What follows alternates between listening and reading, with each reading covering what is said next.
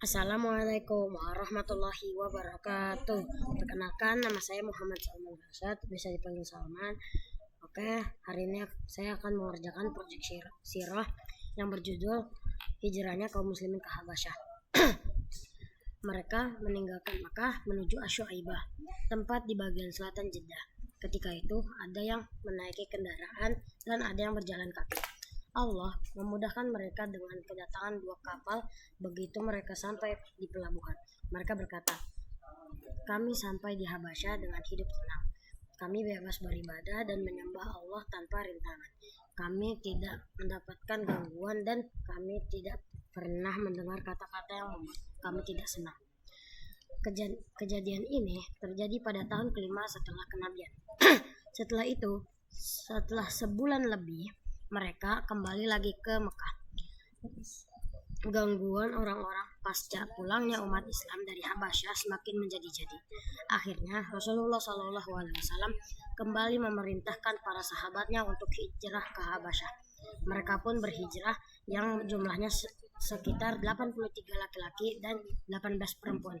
Tatkala Quraisy mengetahui hijrah yang kedua ini, pada saat itulah mereka mengirim beberapa orang terbaik mereka, yaitu Amr bin Al-Ash dan Abdullah bin Abi Rabi'ah. Mereka juga mengirim hadiah yang bernilai tinggi untuk diberikan kepada Najasyi dan tokoh-tokoh agamanya serta para petinggi-petinggi kerajaan. Setelah mereka sampai dan bermaksud menemui Raja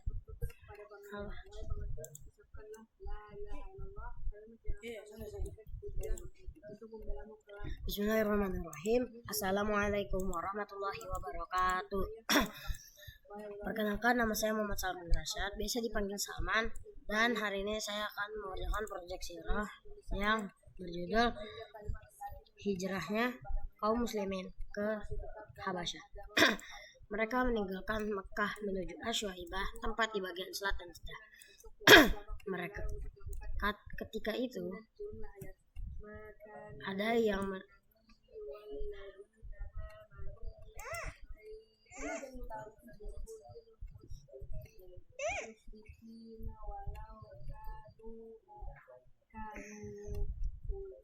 Bismillahirrahmanirrahim. Assalamualaikum warahmatullahi wabarakatuh. Perkenalkan, nama saya Muhammad Salman Rashad, biasa dipanggil Salman. Oke, hari ini saya akan mengerjakan proyek sirah yang berjudul Hijrahnya kaum muslimin ke Habasyah. Mereka meninggalkan Mekah menuju Asy'aibah, tempat di bagian selatan Jeddah. Ketika itu ada yang menaiki kendaraan dan ada yang berjalan kaki. Allah memudahkan mereka dengan kedatangan 2 kapal. Begitu mereka sampai di pelabuhan, mereka berkata, "Kami sampai di Habasyah dan hidup tenang. Kami bebas beribadah dan menyembah Allah tanpa ada rintangan. Kami tidak mendapatkan gangguan dan kami tidak pernah mendengarkan kata-kata yang membuat kami tidak senang." Kejadian ini terjadi pada tahun kelima setelah kenabian. Setelah sebulan lebih, mereka kembali ke Mekah.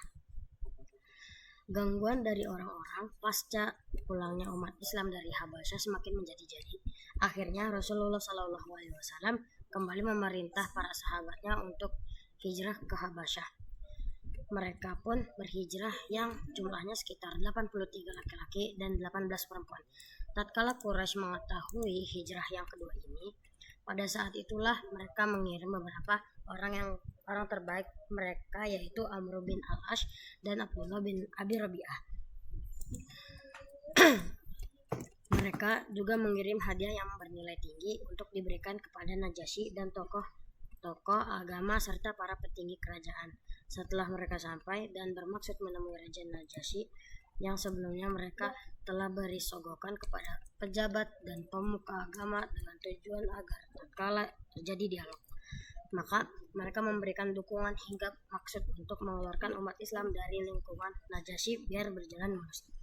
Hanya saja sikap Raja Najasyi tidak semudah itu dalam menerima masukan. Ia menginginkan agar semua yang terlibat dalam masalah itu dipertemukan untuk mendengar alasan masing-masing.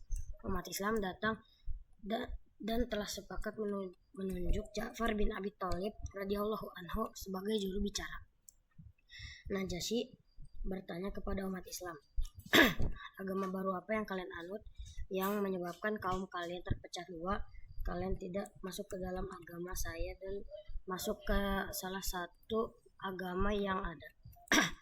Ja'far berkata, wahai paduka raja, dulu kami adalah masyarakat yang hidup dalam kebodohan. Kami menyembah patung dan memakan bangkai, melakukan perzinaan, memutuskan hubungan silaturahmi, mengganggu tetangga yang kuat di antara kami, memeras yang lemah. Kondisi ini terjadi atas kami hingga Allah mengutus pada kami seorang Rasul yang kami kenal dari nasab keturunan, kejujuran, amanah, hingga kesuciannya. Dia mengajak kami untuk menyembah Allah, tidak mempersekutukannya dengan meninggalkannya apa yang telah nenek moyang kami lakukan, seperti menyembah berhala dan batu. Dialog terus berlangsung antara Raja Najasyi dan para sahabat radhiyallahu anhum hingga berakhir dengan kegagalan misi dan tipu daya Quraisy dalam memulangkan umat Islam. Utusan itu kembali ke Mekah dengan membawa kekecewaan dan umat Islam semakin mendapatkan perlindungan yang kuat. Oke, mungkin itu saja yang bisa saya sampaikan. Kurang lebihnya mohon maaf. Assalamualaikum warahmatullahi wabarakatuh.